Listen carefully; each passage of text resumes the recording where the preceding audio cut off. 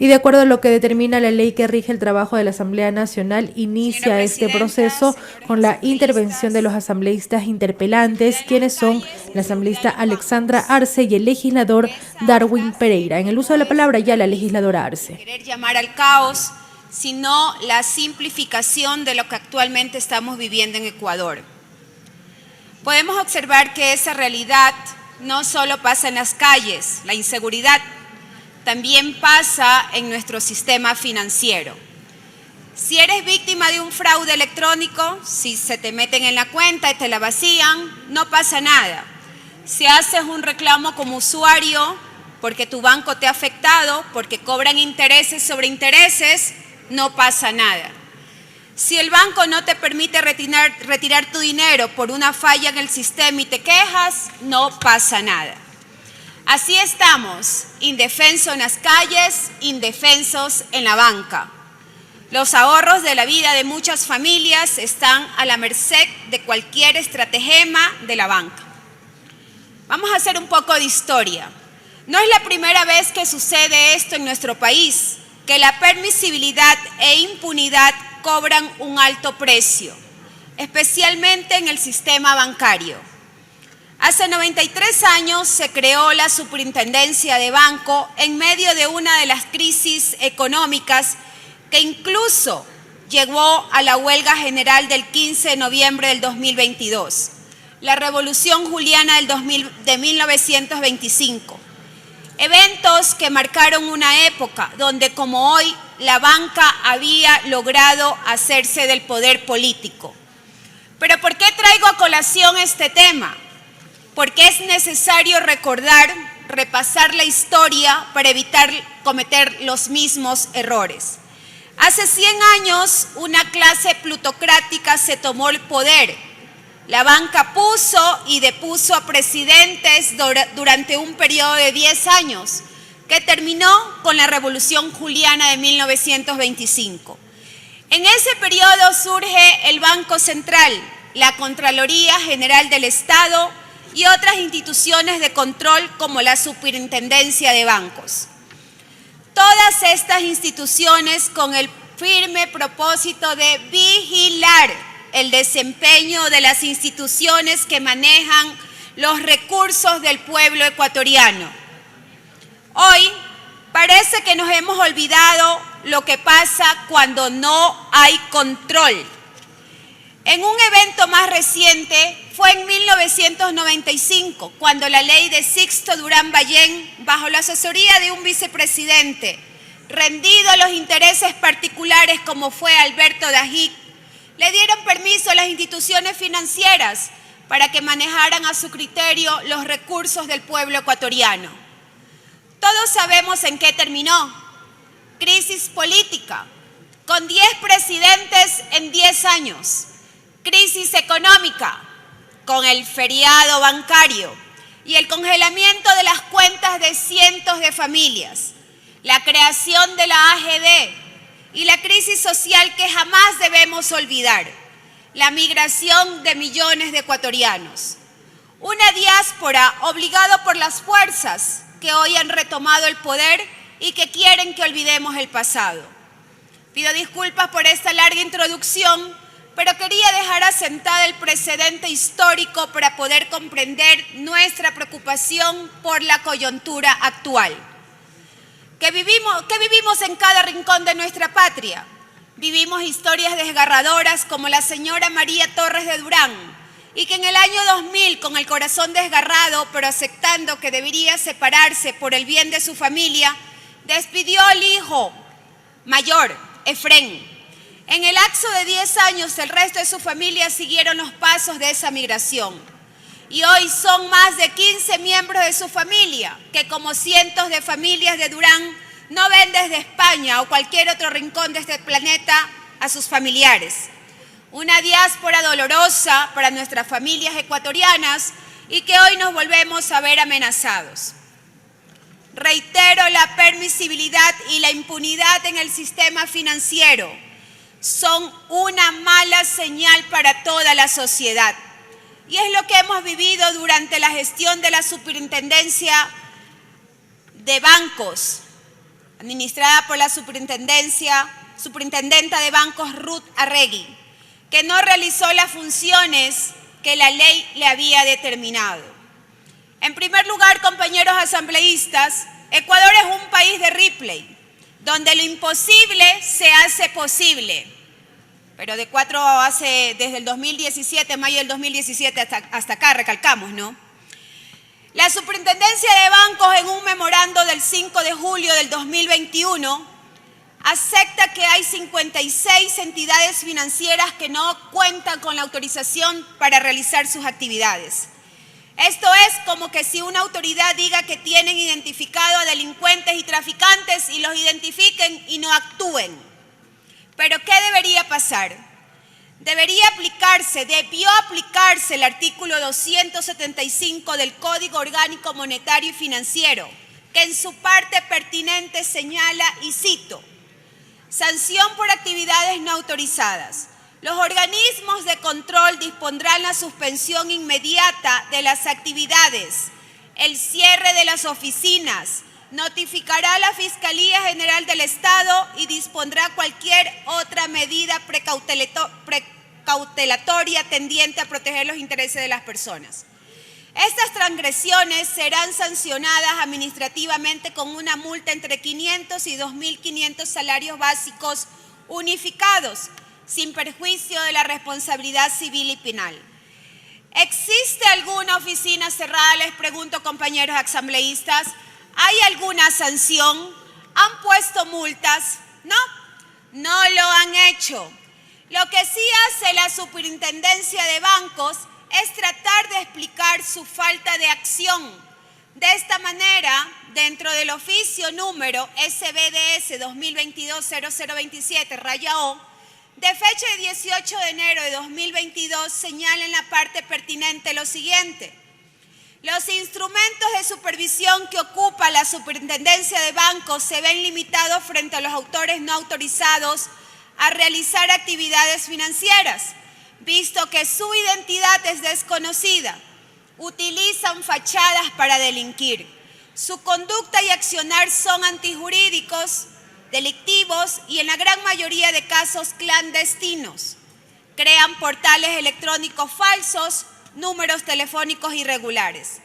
Todos y cada una de estas personas naturales y o jurídicas que aparentemente realizan actividades financieras sin la debida autorización de organismos de control han sido puestas a conocimiento de la Fiscalía General del Estado y la UAFE. Solo han dado a conocer a la Fiscalía sobre estas instituciones, con lo cual se pretende lavar las manos de toda responsabilidad. No han hecho el seguimiento y se escudan en la falta de presupuesto y recursos humanos para poder cumplir con sus responsabilidades. Por lo menos eso manifestó la Superintendenta de Bancos mediante oficio el 28 de enero del 2022. En la parte pertinente que indica textualmente que la Superintendencia de Bancos no es pesquisa, no tiene un supervisor en cada esquina, en cada barrio. No tenemos presupuesto para eso. Nos dedicamos al control de las instituciones a las que nosotros les autorizamos para realizar actividades financieras y buscamos que el sistema se mantenga seguro y estable. Esto responde a una autoridad al pueblo ecuatoriano, que no es pesquisa, se burla de sus responsabilidades, se burla de todos los usuarios, de todos nosotros. Ruth Arregui no investigó, no sancionó y sobre todo no protegió a los usuarios de la banca. De lo transcrito en los párrafos precedentes, se colige que la Superintendente de Bancos, Ruth Arregui, pretende explicar su accionar frente a la verificación de las existencias de entidades y personas que no cuentan con autorización del ente de control para realizar actividades financieras. Por una parte, señala que al tratarse de personas y autoridades cuya entidad es desconocida, solo se ha puesto a conocimiento de la Fiscalía y de la UAFE. Adicionalmente, se justifica indicando que el organismo de control no es pesquisa, y que no cuenta con ese presupuesto. Es decir, nuevamente acepta que el ente debe cumplir con las inspecciones que le manda la misma ley, pero se escuda en que esas inspecciones no se pueden realizar porque no tiene presupuesto para enviar a los notificadores y a las inspecciones a los diferentes barrios del Ecuador. Enfatiza que únicamente se dedican al control de las entidades que la institución autoriza, buscando la seguridad y estabilidad del sistema. Mientras que el artículo 275 del Código Orgánico de Monetario y Finanzas le ordena realizar actividades específicas frente a las personas y entidades que no cuentan con autorización para realizar actividades financieras. Estas declaraciones también fueron vertidas durante la comparecencia de la superintendente el día 26 de enero del 2022 en el Pleno de la Comisión de Fiscalización y Control Político. Niegan y contradicen lo que expresamente señalan los artículos 62.5, 254 y 275 del Código Orgánico Monetario y Financiero. Frente al argumento de la identidad desconocida, clandestinidad de los actos ilícitos, cuentas de correos y números teléfonos falsos, no se justifica que la entidad de control haya realizado y presentado el correspondiente informe de inspección de cada una de las entidades o personas jurídicas que la propia institución ha alertado como instituciones que no cuenten con esta autorización. El argumento que expone la Superintendencia de Bancos respecto a que ha realizado un trabajo conjunto con la Fiscalía General del Estado y la Unidad de Análisis Financiero y Económico con el fin de detectar a las entidades que operan ilegalmente no han sido acreditados durante el juicio político. No se evidencia ningún documento acerca del inicio del proceso. Cierre inmediato de oficinas, notificación a Fiscalía, informe de inspección que hayan realizado en cada caso de los que tenían conocimiento, como lo dije al inicio de mi intervención, que fueron 56, sobre personas que no contaban con la autorización para las actividades financieras.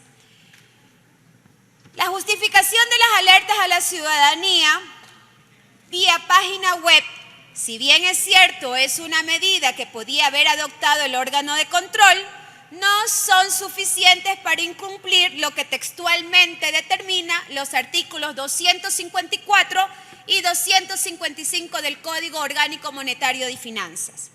La declaración que realiza la Superintendente de Bancos respecto a que únicamente se dedica al control de las entidades que la misma entidad autoriza, no es justificativo para el incumplimiento de otras disposiciones legales, tales como las contenidas en el artículo 275 del Código Orgánico Monetario y Finanzas. Por tales motivos, la Superintendente de Bancos, Ruth Arregui Solano, incumple con lo dispuesto en el artículo 62, numeral 5, el artículo 254 y el artículo 275 del Código Orgánico Monetario y Financiero. ¿Pero qué está haciendo la Superintendenta de Bancos, Ruth Arregui, para alertar a los ciudadanos por las instituciones financieras que no están autorizadas? En su comparecencia, la superintendenta dice que ha publicado campañas publicitarias y en las redes sociales. ¿Acaso todos los ecuatorianos tienen redes sociales? ¿Acaso todos los ecuatorianos en esta crisis económica tienen tiempo para estar visitando la página web o las redes sociales de la Superintendencia de Bancos? Que se entienda que la gente lo que quiere es plata en este momento y sin embargo somos presas y acechados por estas instituciones que lo único que quieren hacer es lavar su dinero, y la Superintendenta de Bancos no ha controlado, solo lo ha identificado. En otro punto, sobre la renegociación de la deuda entre usuarios y la banca privada, un tema muy común entre todos los ecuatorianos que se han endeudado y que cuando van a pagar los valores que adeudan, lo primero que le hacen es cobrar interés sobre interés, lo llamado anatocismo. ¿Cuántos ejemplos podemos encontrar de los cobros indebidos entre la banca y los usuarios? Nos llegan historias de personas que han tenido que pagar rubros indebidos que la Junta de Política y Regulación Monetaria y Financiera había prohibido mediante resoluciones. Estas resoluciones debían ser de cumplimiento obligatorio de las entidades financieras y la Superintendencia de Bancos. Debía velar porque se cumpla al pie de la letra. Y en el momento que se incumplan se debía sancionar. Por lo menos así lo indica el artículo 62 del Código Orgánico Monetario y Financiero. Artículo 62 al cual voy a volver a citar. ¿Cuáles son las funciones de la Superintendencia de Bancos? Numeral 21. Controlar que las entidades del sistema financiero público y privado cumplan con las decisiones adoptadas por la Junta Política y Regulación Monetaria y Financiera. Y el numeral 27, imponer las sanciones previstas en este código. El numeral 261 señala como infracción grave no observar las normas de la Junta de Política y Regulación Financiera, de la Junta de Política y Regulación Monetaria y la Gerencia General del Banco Central del Ecuador, las normas y disposiciones que emitan las superintendencias y para sector financiero popular y solidario. Además, el no observar las disposiciones de la Ley Orgánica de Economía Popular y Solidaria y su reglamento general. La ley es clara, compañeros asambleístas. Están bien definidas las funciones de la Superintendencia de Bancos. Del mismo modo, están definidas todas las infracciones. ¿Pero acaso existe alguna sanción? No, no existe ninguna sanción. En un proceso que marca la aberración y el sentido jurídico, la Superintendencia de Bancos, durante la gestión de Ruth Arregui, tomó la ley y la interpretó a su discrecionalidad. La Superintendente de Bancos, en el oficio número SBDS 2022-0027-O, manifiesta que ha cumplido su deber de defender con rigor y en el momento necesario los derechos de los usuarios financieros, haciendo referencia a que como resultado de las supervisiones realizadas a las entidades públicas, bancarias, públicas y privadas, se logró el reverso de los dineros cobrados a los depositantes y que estaban prohibidos por las resoluciones de la Junta. Sin embargo, frente al cuestionamiento del incumplimiento de la función de la Superintendencia de Bancos, de iniciar el correspondiente proceso por falta muy grave a las instituciones que incumplieron las resoluciones de la Junta, el ente de control ha manifestado lo siguiente. La Superintendencia de Bancos, por ley y por ética, no puede siquiera pretender la imposición de sanciones a las entidades controladas sin observar el debido proceso, en cuanto que no hacerlo acarrea graves daños a la seguridad jurídica y a la institucionalidad. La entidad adoptó en su debido momento todas y cada una de las disposiciones que fueron necesarias para proteger a los usuarios del sistema financiero durante la pandemia, cuidando además de que las entidades controladas efectivamente procedieran con la devolución de los valores que fueron cobrados por contribución a Solca, y todo esto resguardando la efectividad de su potestad sancionatoria. Y en el debido proceso, antes de imponer dicha sanción, los bancos tienen la posibilidad de subsanar su error, y lo han hecho revirtiendo el cobro. Ahora bien, respecto a la potestad de imponer sanciones por la verificación de faltas contempladas en la ley, la Superintendente de Bancos manifiesta lo correcto. En cuanto a la aplicación de una sanción implica la observación irrestricta del debido proceso. Sin embargo, en cuanto a la afirmación de que la potestad sancionatoria del órgano de control resulta facultativa y discrecional, implicaría que la Superintendenta de Bancos pueda elegir iniciar o no un proceso sancionatorio por la verificación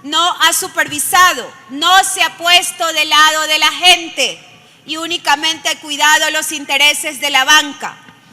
Y si quieren hablar de precedente, en el año 2005 el Congreso Nacional destituyó al superintendente de bancos Alejandro Maldonado por no haber tomado medidas ante la captación de dinero en el caso muy conocido, tristemente, del notario Carlos Cabrera. He hablado con ejemplos de lo que ha significado para nuestro país la permisibilidad y la impunidad en el sistema financiero. Es momento de dar un mensaje claro al país. Si queremos construir un ambiente de seguridad, enviemos un mensaje a los usuarios del sistema financiero ecuatoriano. La Constitución y la ley los protege. Hoy estamos legislando para la gente, porque estamos con la gente. Hay miles y miles de usuarios que han tenido reparos en poder pagar sus dineros. Están en centrales de riesgo, han sido estafados electrónicamente, pero sin embargo la superintendenta de bancos solo se limita a decir que no tiene presupuesto y que las investigaciones o lo que ha detectado está en la Fiscalía y en la UAF. Está en sus manos, compañeros legisladores, que se haga justicia por todos aquellos ecuatorianos que confiaron en algún momento en la banca, en aquellos ecuatorianos que no tienen que comer, en aquellos ecuatorianos que buscan como opción obtener un crédito y que cuando llegan casos fortuitos como la pandemia del COVID-19 no pudieron cancelar, y cuando obtuvieron algo de recursos y fueron al banco, lo único que le dijeron fue: pague sus intereses, intereses e intereses. Hasta aquí mi intervención, señora presidenta. Muchas gracias. De esta manera culmina la primera intervención de la interpelación.